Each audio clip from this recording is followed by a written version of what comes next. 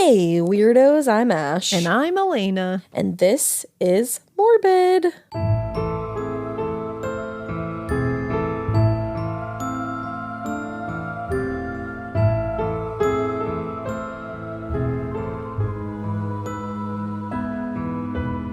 This is Morbid. I forget what I was going to say. I had something to say at the beginning of this one. I was actually going to sing it, and it was like a song about recording, but then I forgot it.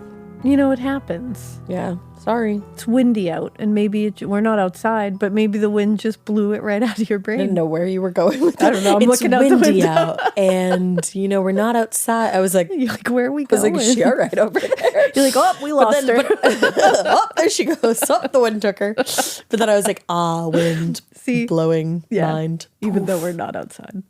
No. But it was thundering earlier. I know, only very quickly. It just gave a little rumble. Yeah. I didn't check the radar, so I don't know. I don't think anything's coming in. Don't say that. Well, I'd like to say that tonight because I'd like to have a fire. I want thunder. Don't you want to drink mock? Thunder. Oh, rain forecasted to start in 31 minutes. Oh, okay. So maybe we're getting a thunderstorm, everybody. It's a little scatter. A little scattered. Not a lot. So we can still do our fire and have little... I got stuff to make mocktail pina coladas. Oh, I love that.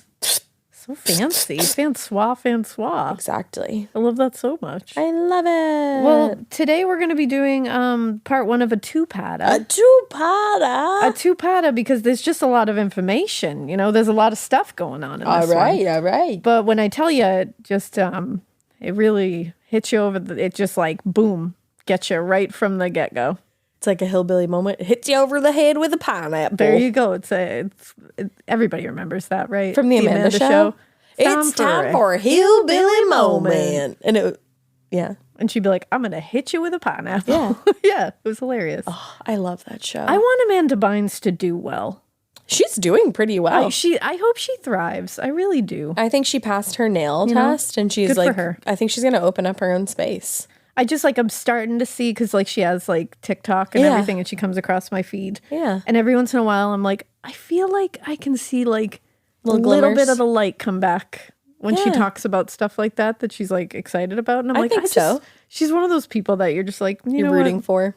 I'm rooting for you. It's like Lindsay Lohan. She looks fucking incredible lately. She looks amazing. In a lightness way too. Like a light is coming. Yeah. Like a light is back at her. That was there and then turned off for a little while, and now it's back. And she's here now. Yeah. And we're getting a Freaky Friday part too. Oh, I love it with Jamie Lee Curtis. It's all happening again. I'm like, let's go back to that time. Let's do this. I know it. Let's have Amanda Bynes thriving. Let's have Lindsay Lohan right back at it again. Let's go back to the early aughts, but make it non-toxic. Exactly. I don't want any of that. Let them thrive and just be who they is. Stuff. I agree. Let's do so. Let's all root for them. You know, why not? Nobody's rooting for anyone anymore. Let's root for people. Let's do it. I love rooting for people. I'm rooting for you. What's in part one? I'm rooting for you. Thanks. So today we're going to be talking about Peter Manuel, who is known as the Beast of Birkenshaw. That sounds terrifying. Yes. He's terrifying, and he is one of Scotland's worst serial killers. Oh, shit. And he's one of Scotland's, he's known as one of Scotland's, very first, known worst serial killers, too. Okay. So we're going to begin, this happened way back, we're going to start in, the 50s here. 19 or 18? 1950s. Okay. And thank you for making me clarify. No problem. Could have been either with me. I was going to say, with you never know. You never know. So on the evening of December 30th, 1955, 17-year-old Anne Nealins and her sister Alice, so Anne and Alice. Oh, cute. I love alliteration. Right? They went to a dance at the Glenlee Social Club in East Kilbride, which was a neighborhood in East Lanarkshire. I looked up how to pronounce that. I love the idea of a dance at a social club in the 50s. Yes, sign me right the fuck Doesn't up. that just feel so wholesome? Give me a poodle skirt or, or else. Or else. Yeah. Or, or bust. Poodle skirts are bust. Dances at social clubs in the 50s are bust. And as we go, obviously this is going to turn out very tragic, just so you know ahead of time. It's morbid. It's morbid. But there, the lead up to this, you're just Anne was just like having a quintessential 50s gal experience. You know what I mean? Like young gal, just like going out to a social club to dance, meeting a young soldier on leave kind of thing. Like it's one of those. Okay. So while she was there, Anne Nealance met Andrew Murnan, who was a young soldier on leave. He was, and they hit it off immediately. They just really got along. And after spending the whole night at the dance together, the two of them made a date to see each other again a few days later on January 2nd. Now, their plan was that they were going to meet together at the Capelrig Farm bus terminal.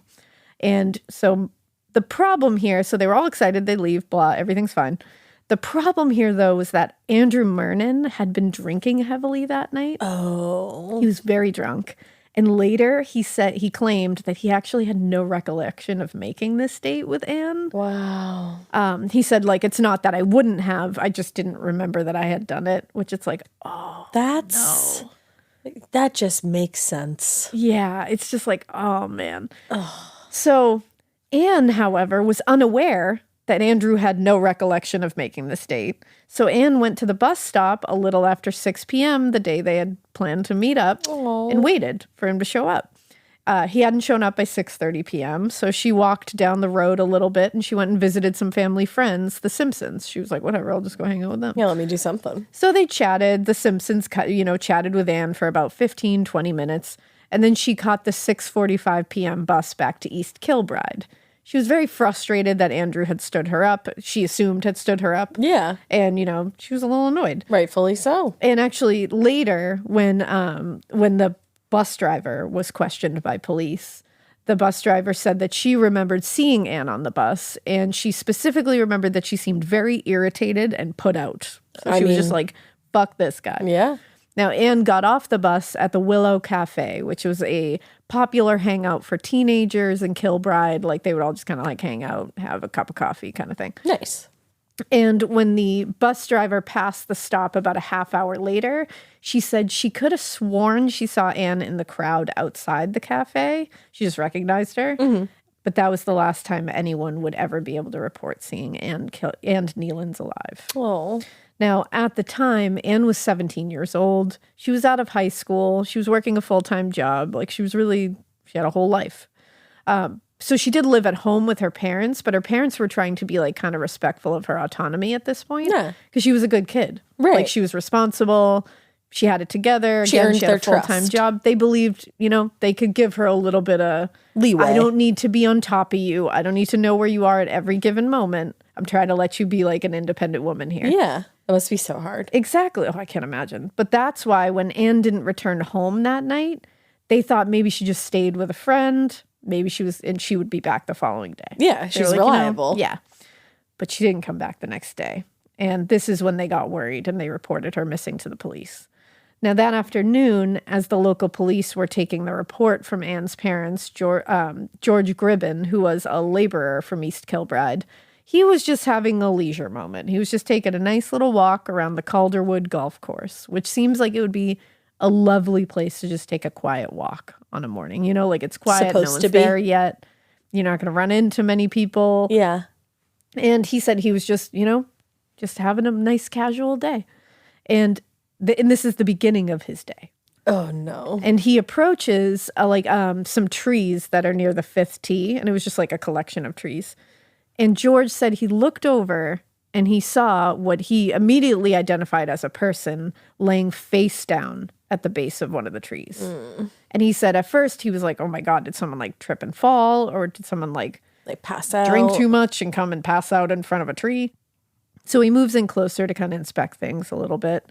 And that's when he realized that it was definitely a person lying on the ground. But he said it was very clear that something bad had happened here. It was a young woman, he could clearly tell. And he said immediately he knew that she had been dragged into the wooded area by her ankles. Oh, God. He said her skirt was pulled above her knees and her coat she was still wearing was disarranged, really rumpled. Like, clearly all of it had shifted while she was being dragged. Yeah. He said he couldn't identify the girl. But he said part of the reason that he couldn't identify the girl was how badly she had been beaten in the face and head. Oh. He said there was no doubt in his mind that she was dead. He didn't even need to check for a pulse. I He can't said imagine there was no way. ever finding somebody like that. I always think of the people who find these crime scenes and must find be so scary. these murder victims, and it's like what? How do you get past that? No, I don't think you do. I think that's got to be something that just like sticks sits with you. Yeah. Yeah. Like and that's why I just made sure you knew, like, he was starting his day. Yeah. He's just starting his day with a nice walk to kind of clear his head, start the day off right. Yeah, And this is what you never think you're going to be walking in a golf course and come across a beaten to death 17-year-old girl dumped in front of a tree. It's just tragic. So he immediately ran back to the work site and told the other contractors what he had found. But assuming that, he was playing a prank, they were like, maybe he's just trying to like start us all off like, in a crazy way this morning. That'd be a wild way to start your day. We're wild and kooky over here. So they were just like, shut up, George. And they just went back to work. Oh. Sounds to me like George might be a little bit of a prankster. Yeah. Considering they didn't even come to look. But he was frustrated. So George ran to the nearest house. He was like, fuck you guys if you won't listen to me. So he ran to the nearest house and he called the police from that house. Okay, good. So good for George. I was like, when did the police come into play? Yeah. By the time he made it back to where the body was laying, some of the other laborers had decided to come check out what he had said, and they had gathered around the body just as the first officers were arriving. Oh, man. So the area had to be cordoned off, obviously, and investigators started assessing the entire scene. It became pretty obvious to them, like right away, what had happened, because footprints were leading from the golf course to where the body was laying. Oh. And it indicated that Anne had actually been chased by whoever had killed her. Oh, I fucking hate that she had so been much. Chased. And then she was dragged into the woods where she had been sexually assaulted. Oh, no. Her shoes, other personal items were just scattered all around her. One shoe was actually embedded in the wall of a nearby ditch. What? Like she had kicked somehow and it had stuck into the wall. Oh, my God. And the other shoe was laying about 70 feet from her. So it obviously came off while she was dragged or in the struggle or when she was running. This is like a horror movie. It literally is a horror movie. Like this person is a horrible person. But a few feet away at the base of a tree, the pathologist, Andrew Allison, identified what he believed to be where the assault had started. Sure. He said the ground was absolutely saturated with blood. And Allison described that there were also human debris found there, fragments of bone, hair, and tissue. What? Yes. So I'll tell you how he killed her, and it's awful. So given the state that the body was found in, her clothes had been torn, disarranged. The investigating officers naturally immediately assumed that Anne had been sexually assaulted. Yeah. It was confirmed later during her autopsy because that was later that day. But her attacker had also stolen her underwear before leaving. That's such a fucking creepy thing to do. Yeah. Her cause of death was noted as repeated blows to the head with a blunt object. Oh. They said it was so vicious and so many hits to her skull that, quote, the vault of her head had been destroyed. That means the skull cap. That means the thing containing your brain had been absolutely destroyed. That's a lot. And that's where the fragments of bone and hair and tissue were happening. He had literally caved her head in. Oh my God. He's a vicious, when they say the beast of Birkenshaw, they are not kidding. He's a fucking monster. He's a and we're going to get to it, don't worry, but somebody should have stopped him a long time before this happened. I hate when that happens. He had every single indication that he was going to escalate to something. Yeah. It's really frustrating. There were also cuts and scrapes on Anne's hands that the pathologist thought could have been from the barbed wire on the golf course fence. Like she might have climbed over to try to get away. Oh, God. Now, police officers fanned out across the neighborhood and they canvassed door to door, but there was really only one neighbor who reported hearing any kind of commotion 36 hours earlier. Mm-hmm. No one else really saw or heard anything suspicious. And unfortunately, those who knew Anne were really not a lot of help either. According to her sister Alice, and it's not because they intended to not be a lot of help. Yeah. What were they going to say? Like they didn't. You don't have anything. She did. it's not like Anne was doing things that they could have been like, well, she was hanging around this creek. Yeah. She wasn't doing anything wrong. Just living her she life. was just living her life. So Anne, or her sister Alice, said Anne was a pretty girl with lots of boyfriends. She went dancing about once a week, but Anne did not tell me the name of the boy she was going to meet, and I didn't inquire. Oh, no. Because again, they didn't really Why have would a you reason think to? Yeah. They weren't worried about her. Right. And it's because she was a good, responsible gal. Yeah. Jean Simpsons, who was one of the people who she was visiting, one of the family friends, and it was the night she died that she visited her. Yeah. She also said when she came into the house, she was very excited and nervous. She didn't talk much, but I can remember her saying she had been in the house over New Year and that she had missed the 17:15 bus. But otherwise, neither Jean Simpson nor her husband knew where Anne was headed after she left their house that night. Right. Because she just kind of was like, all right, I'm off. I'm going to head out. See you later. Yeah, and all we know is she stopped at the Willow Cafe. Now, within 24 hours, investigators had found Andrew Murnan, the young soldier who she was supposed to meet that night. And Murnan said, yeah, I was like super drunk the night that we met. I didn't remember making plans with her. He felt bad that he had unintentionally stood her up. Right. Well, I'm sure Now he feels knowing what happened, he way feels worse. Yeah. But he offered up an alibi, and so he was quickly ruled out because they can confirm the alibi. Right. Many of the other boys and men who hung out at the Willow Cafe were also questioned. A lot of locals were questioned, especially locals with any history of sexual offenses. But they all had alibis, and they were all crossed off the list. They could not find a lead anywhere. Then on January 4th, a patrol officer stopped by a work site near the crime scene. And he stopped there because he wanted to question a gang of day laborers working for the gas board.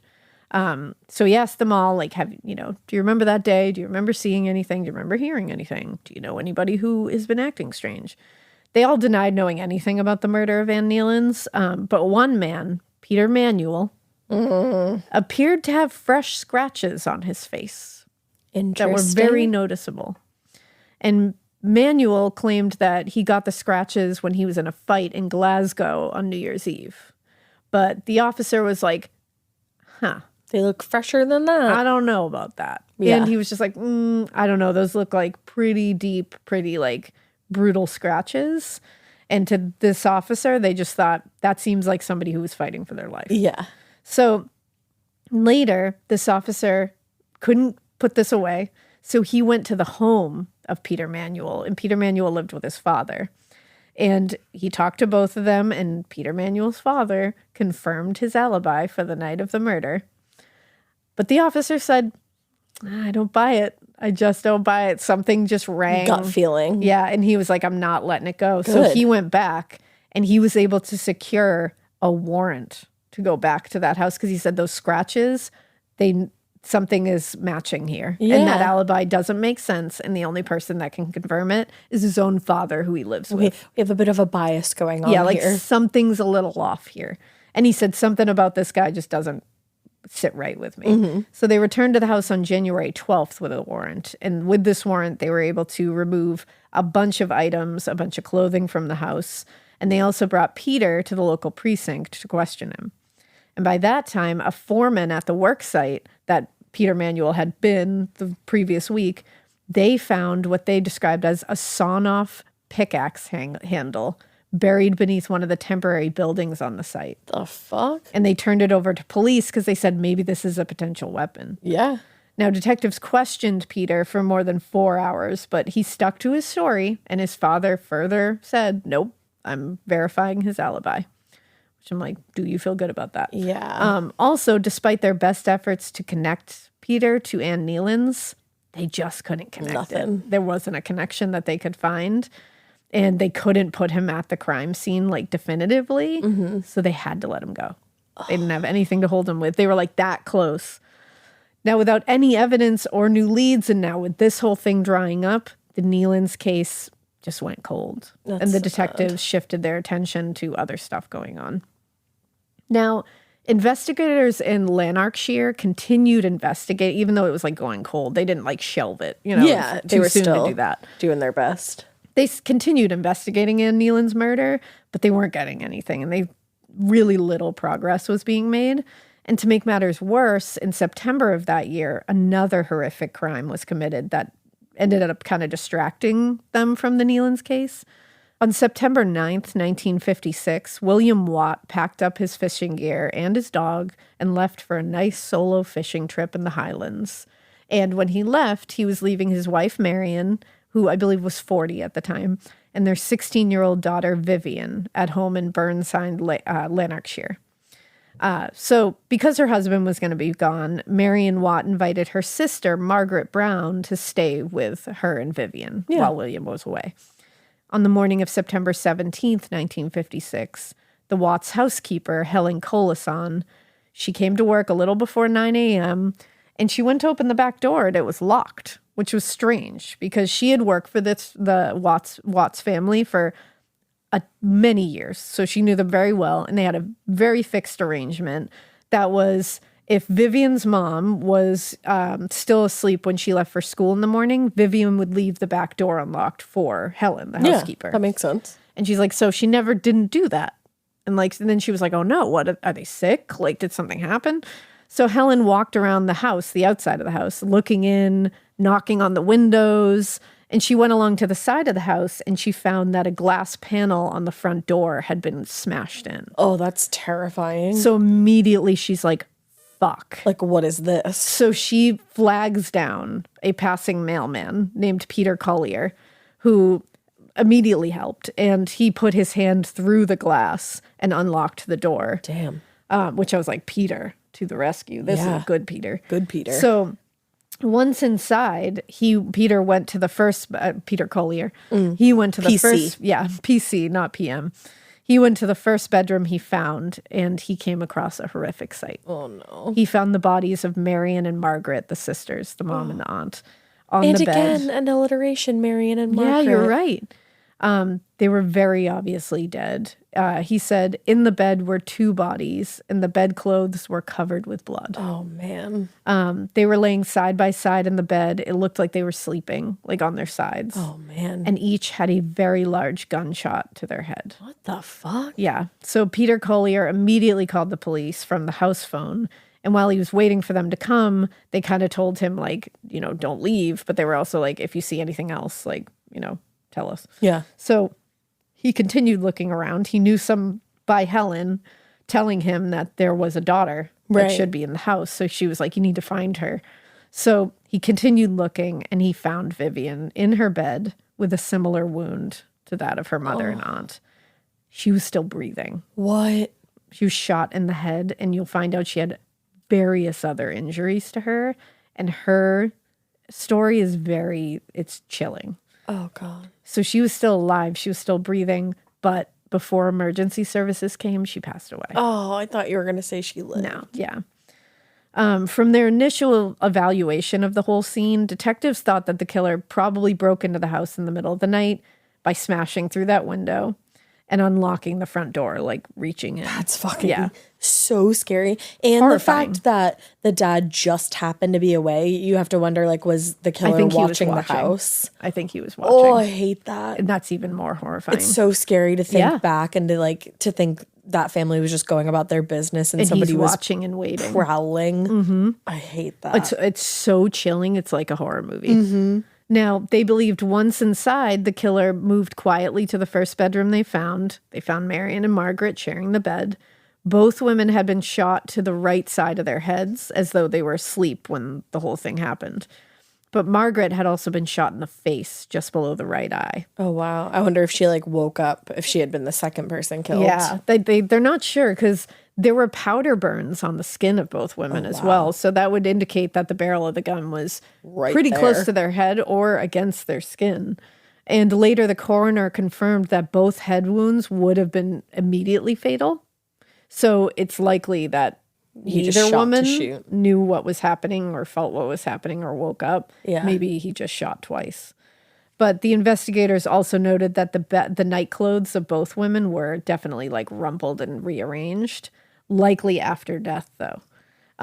There were no signs of sexual assault here, but Marion's dress had been hiked up to expose her lower half, and Margaret's pajama bottoms had been pulled down. So he's doing this as a shame thing. Yeah. Let me humiliate their dead bodies. The fuck? Which, like, you have to be so fucking far fucked to be, like, messing with dead bodies that you have just killed. Yeah. So from the looks of what happened, they believe that the gunshots must have woken Vivian. Right. She was obviously asleep in the other room, but she was still in bed with the covers pulled up to her chin when they found her. Oh. But the room was in disarray. They said there was obvious signs of a struggle here. There were clothes, other items strewn around the room. The furniture was knocked over like a fight had happened. And the killer had stubbed out his cigarettes on the carpet. What? Yeah. So just the fact that he hung out and smoked for a while? Yeah, and stubbed them out on the carpet. Vivian had also been shot in the head at close range, but she had additional injuries, including bruising to her face and her pubic area. Oh, God. Her arm had also been wrenched very violently behind her back. Her bra and underwear had been torn away from her body, but she had not been sexually assaulted that they could find. Huh. In the source by McLeod that we'll link in the show notes, they say there was a possibility that she had been tormented and tortured by her attacker before being shot. Yeah. So they believe she was like tortured and that he was like stubbing out the cigarettes as he was doing this. It seems like there was like a spent time. sexual element to that Yes. torture if her pubic area was bruised. It feels like there was always a sexual element in it somewhere or another. Yeah. Unfortunately. Like she wasn't sexually assaulted by a criminal definition, but she pretty much probably was. Now, the press came to the scene almost before the investigators did. Oh, good. They were immediately on it. And this got sensationalistic coverage. Course. I mean, yeah. Yeah. Vivian's friend and next door neighbor, Deanna, wasted no time telling the press how they had been together the previous evening, and she had just narrowly avoided being the fourth victim. And she said, as I was leaving her at the front door, she jokingly suggested that I spent the night with her. Her mother and aunt were still up at the time. And it's like, yeah, that's really scary. Yeah, that is scary. So for the most part, the neighbors really spoke highly of this entire family. They called them very nice people, very friendly. One neighbor told a reporter, I'd spoken to the girl once or twice. She was very attractive. And kind. Yeah. And a good person. Yeah. Now, while detectives were combing over the scene at the Watt house, a neighbor approached them to report that a few doors down at another house, it seemed like they had also been broken into while the occupants were away, though. But they said they saw something happen. Can you imagine coming back to your house to see that and then to know what happens a few doors down? Yeah. And it looked like the intruder had gotten into the house by smashing the glass panel on the front door. Oh my God, I'm not going to look at my glass panels the same. A patrol officer was sent to check this out and found a scene that was eerily similar to the Watt house, except no one had died. But did they do the whole cigarette on the carpet? Someone had broken in. They had trashed the house. This time they had dumped canned soup and canned spaghetti all over the floor. Oh, motherfucker. Yeah, like fuck that. Who does that? And they had tracked mud all throughout the house, like seemingly on purpose. I'm so pissed right now. Imagine coming home to this. I would be through the roof. And then there were a bunch of cigarettes stamped out in the carpets. It's like a thing. And it's like, does he know these people that he's attacking and doing this to? Because that's such a big disrespect. It almost feels personal. He has no respect for anyone. He's just an As we'll asshole. see, he's been an asshole since he was little. Fantastic. But also, one of the beds looked like it had been slept in recently, but the homeowners had been away. Oh. Yeah. I'd be like, well, we're selling the house. Yeah, I'd burn the house down, I think. I'd be like, bye, can't look at this ever again. Oh, God. But investigators initially assumed that the motive for the break-in was robbery. But once the owners had been contacted and came back, they confirmed that the only items that were missing were 2 gold rings, and they weren't worth a lot of money. And they said the more expensive items are right out in the open, and this person obviously spent considerable time in this house. Like, possibly even slept and they here. didn't take them. So they were just doing this to be a fucking creep? Yeah, so what they thought was, did the killer of the Watt family stay in this house while these people were gone to watch the Watt family? Oh, maybe. And wait for the right moment to strike. Oh, that's on another fucking Because it was within level, dude. eye shot. Like they could see the Watt family house.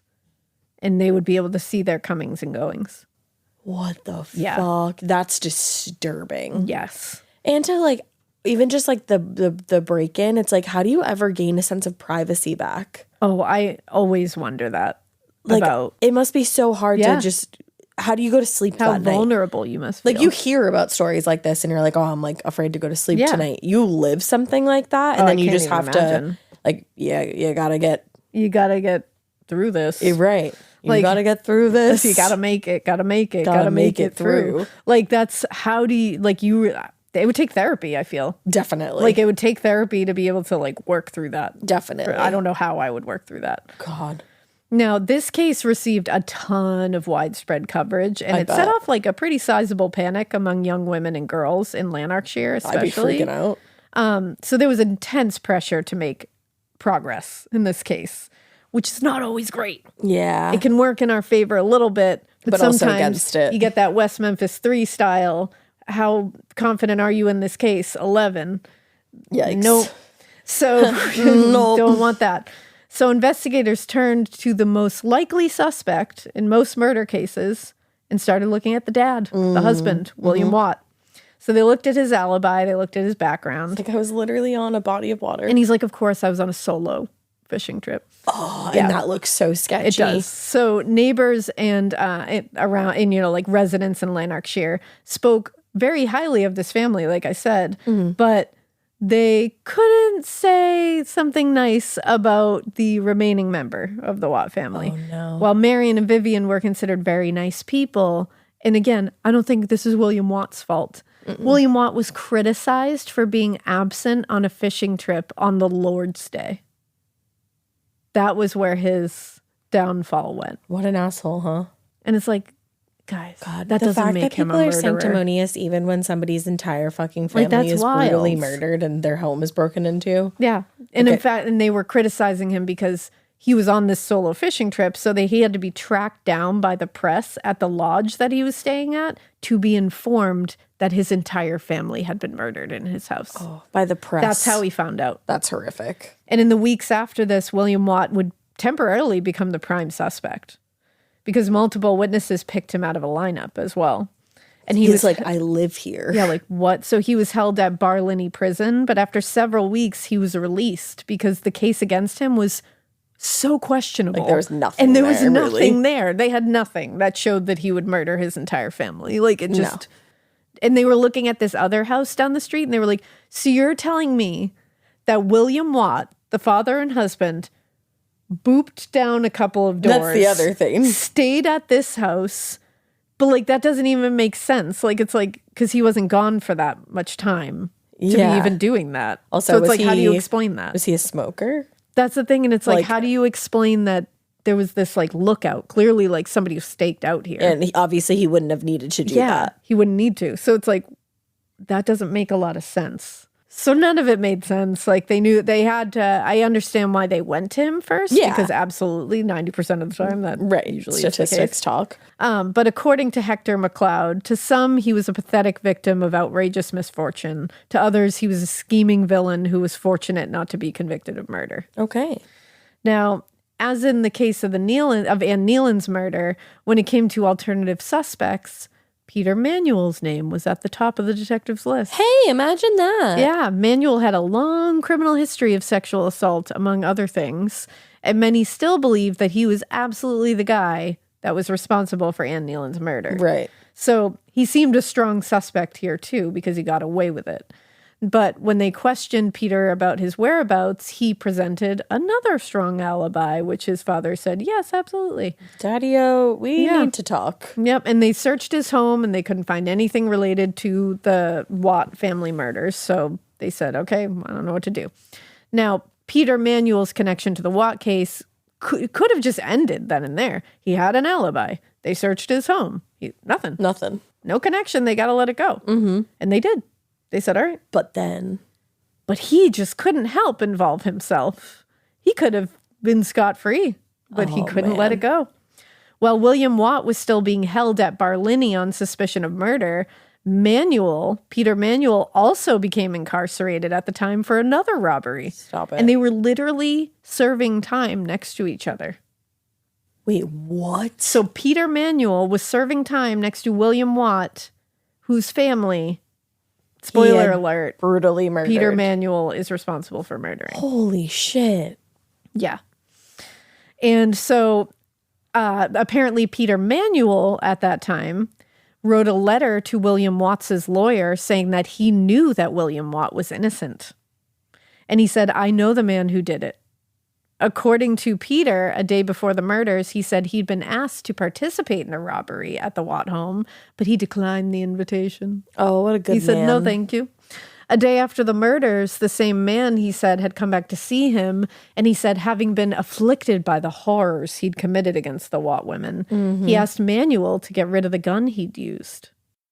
Okay. And Peter Manuel said this was the same man who'd stolen the 2 rings from the home near the Watts house. Sorry. Which is like, you seem to have a whole lot of information, huh? That's the thing. He seemed to know a lot about these 2 crimes and a lot about these 2 crime scenes. Sure did. And although he was skeptical about what Peter Manuel had told him, the lawyer, William Watts's lawyer, felt it was, who knows, stranger shit has happened. Right. So he reported it to the authorities. Nice. In time, it became clear that Peter Manuel was angling for an early release on this robbery conviction and was trying to use this supposed information as a bargaining chip, being like, it wasn't me, but I know so much about it. And it was true that he seemed to know a lot about the murders, including several little details that hadn't really been reported heavily in the press.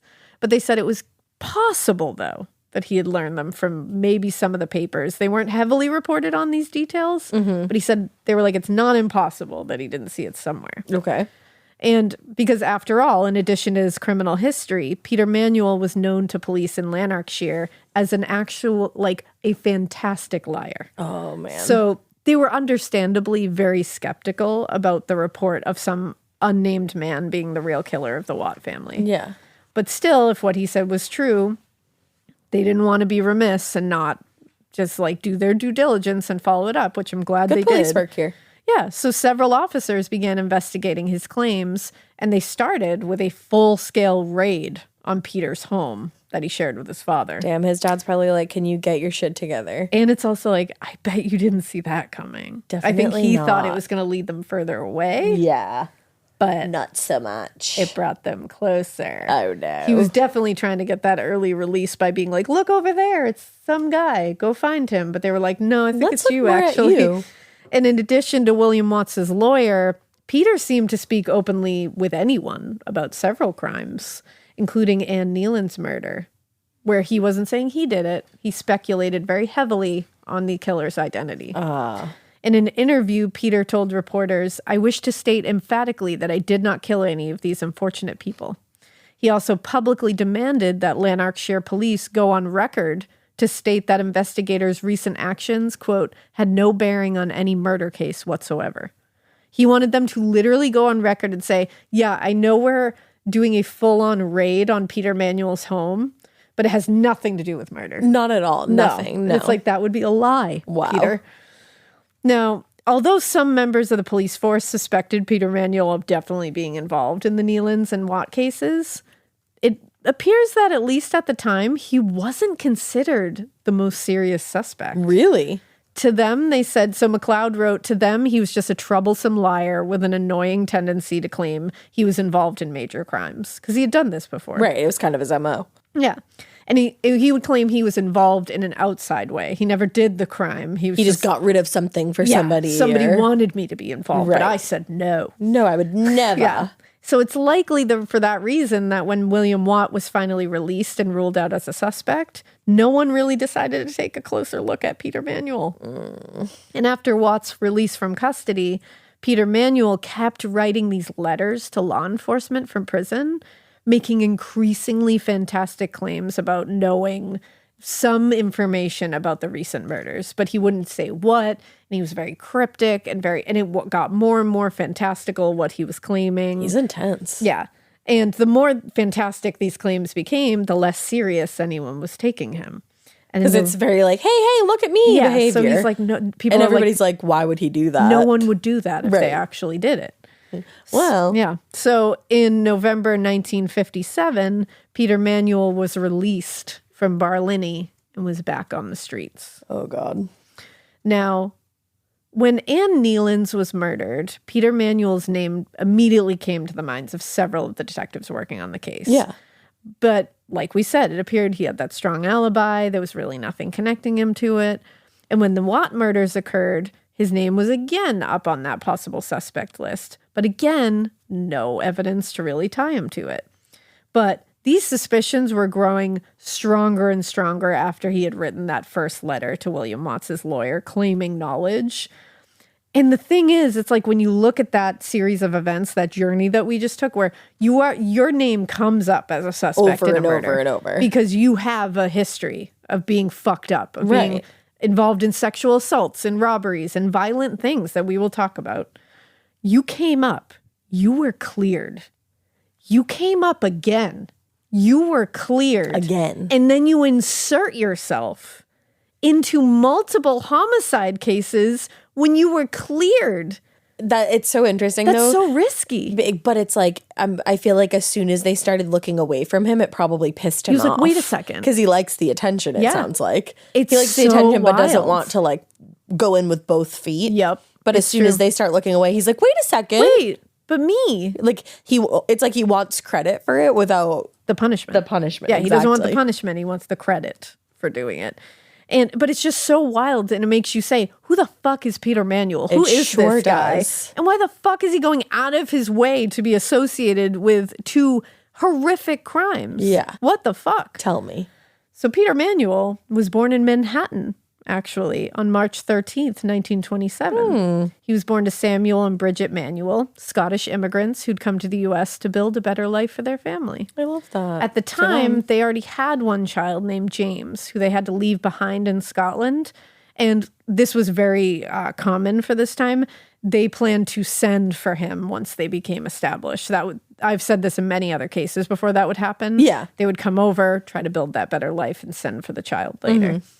Unfortunately, the market crash of 1929 and the depression that followed really dashed any hope of that American dream or economic prosperity. Yeah. So by 1932, the family had to move back to Scotland, and they settled in Motherwell, which is a village in Lanarkshire.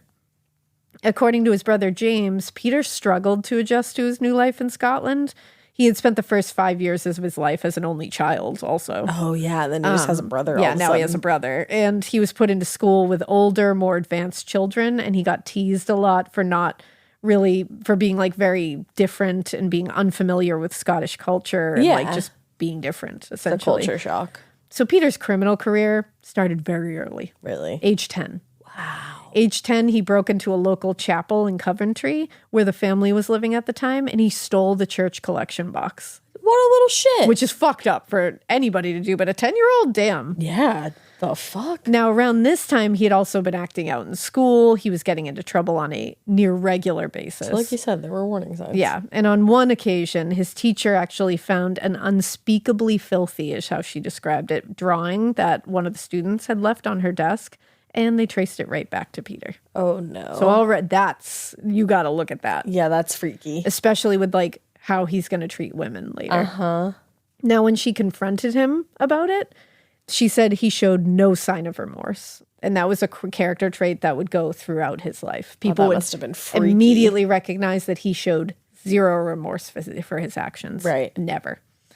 The break-ins and petty thefts kept on going. They started and kept on going into his teen years. And he would get more and more brazen with each one that he committed. Because he's getting away with it. And when he would get caught, again, not one shred of remorse.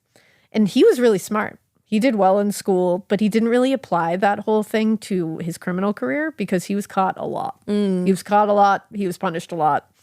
Eventually, the authorities grew really impatient, and they were like, you know what? We got to stop doing probation and verbal reprimands with this kid. So they started giving him juvenile detention sentences. Yeah, they're like, he's not learning. Yeah. So during one of those sentences, he was evaluated by a psychiatrist, and they made the following observations. The school report of the probationer is anything but satisfactory. I bet. Out of school, he is said to be always in trouble. At school, he is said to be cunning and puts on an air of innocence and is very deep. He is deceitful, difficult to believe, and appears to be the ringleader on most occasions. He has led younger boys into trouble, and he consorts with those suspected of theft. I'm not at all surprised that the boy has appeared again at court. There is no doubt whatever that the magistrates adopted a correct attitude and committed him to an approved school. So they were like, he belongs here. Yeah. Although most of his offenses up to this point were non-violent during this period, they still included details at this moment that had implications that things could escalate. Okay. When he was 14, Peter ran away from that school and broke into a nearby house, and he stole the homeowner's purse. Mm-hmm.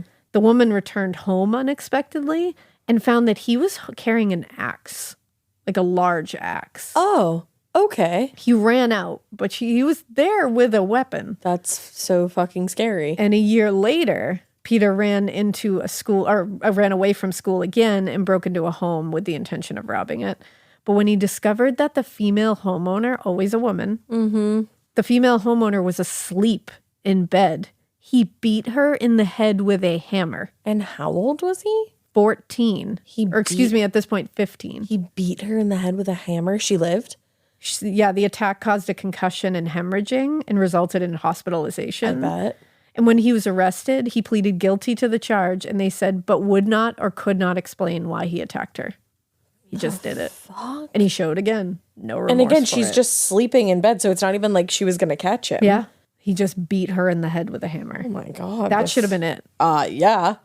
But just a few months after the hammer attack, Peter escaped from the school again and went to the home of a school staff member. Jesus. The staff member wasn't at home, but his wife was. Oh no. And Peter beat her in the head with a large piece of wood. Once she was incapacitated, he dragged the woman to a wooded area behind the house, ripped off her clothes, and intended to rape her. Yeah. But stopped at the last minute for unknown reasons. Just stopped. What the fuck? She suffered a broken nose and a broken shoulder bone and was deeply traumatized, obviously. She was literally dragged out of her home. But now he is at, there's one where he brings the axe, but he doesn't use it. Mm-hmm. The second one is he beats a woman in the head with a hammer while she's asleep. At 15. The third one, he beats a woman so she's incapacitated, and then he's upping it one every time. Yeah. This time, he drags her out to a wooded area, and he attempts to rape her and stops at the last second.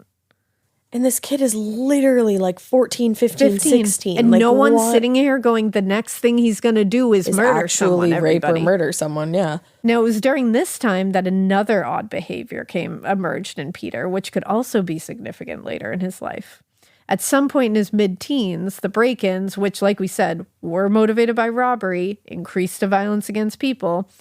Now he has upped it again, where he started causing massive amounts of damage and destruction to the homes themselves. Okay. Like, we talked about how that one house was found with canned soup and spaghetti everywhere, mud everywhere, stubbing the cigarettes out. That started early. Really? He would frequently rip up clothing and furniture, dump food on the floors, vandalize the walls, stub cigarettes out on the carpets. This started in his teens. The fuck is he so angry about? I don't know. And according to one newspaper report at the time, the damage left was of such enormity that words could not adequately describe it. Wow. Now, Peter's violent behavior continued to escalate as he grew older, and in 1946, he was arrested when he hid in the walls of a home he was robbing while waiting for the police to leave. Oh. They couldn't find him. He was in the fucking walls. How did he get in the walls? No idea. But he was caught trying to escape the scene later.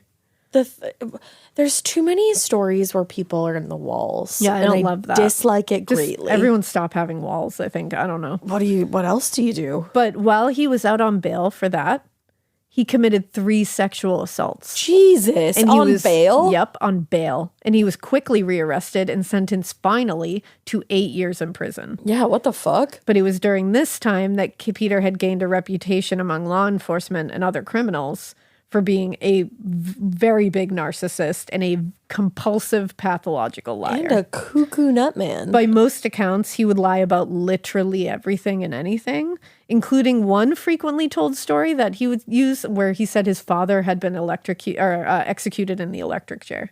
Nah, his dad was here, like, no, I'm just still vouching here for your ass. But he also continued his habit of blaming others for his behavior and the consequences of those behaviors. Yeah.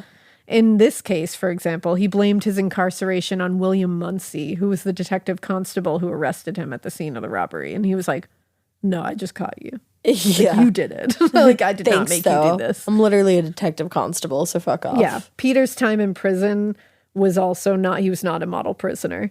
Lots of rules infractions, violations, violent outbursts involving other inmates, and he would receive all the inevitable punishments that followed. But nothing worked. And eventually, his continued outbursts and his unwillingness to be even slightly easy to deal with got him sent to the prison psychiatrist, who included the following in his assessment of Peter. His record from the age of 12 makes it clear he is an aggressive psychopath.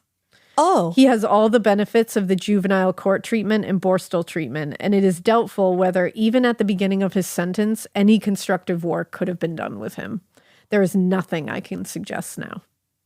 Nothing. So this psychiatrist said, he is an aggressive psychopath, and I cannot do anything for him. You cannot do anything for him, and I don't think anyone ever could do anything for him. And they were like, let's let him out. Huh.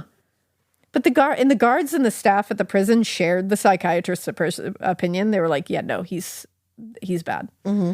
And one officer summed Peter up as one of the worst types we have at Peterhead. His police and prison record proves that it is utterly impossible to manage this man other than when he is locked up on his own. So, there are special cases where that just fucking happens. Yeah. And let me remind you, he was just labeled a very dangerous, aggressive psychopath with absolutely no hope of recovery. But there was nothing that authorities could do to keep him locked up after his sentence, and Peter was released from HM Prison Petershead in October of 1952. Damn, everybody must have been just shaking their heads. Yep. Like, we're really letting this one go. And that's where I'm going to end for part one. You motherfucker. Because Peter Manuel continues. Oh, no. He does not change. He does not shift. He continues in a very horrific way, which we will get into in part 2. But don't you worry, he will get caught in part 2. Okay, good. We love to hear that. But we are going to take a break for that one so I can do a little extra research on this one. All right. Well, in the meantime, we hope you keep listening. And we hope you keep it weird. But not so rare that you break into somebody's house and disrespect their entire home by throwing SpaghettiOs everywhere and putting out your lit cigarettes, douchebag. Asshole. Don't keep it that weird. You're a piece of shit, Peter Manuel. Spaghetti on the carpet. I would fucking lose it.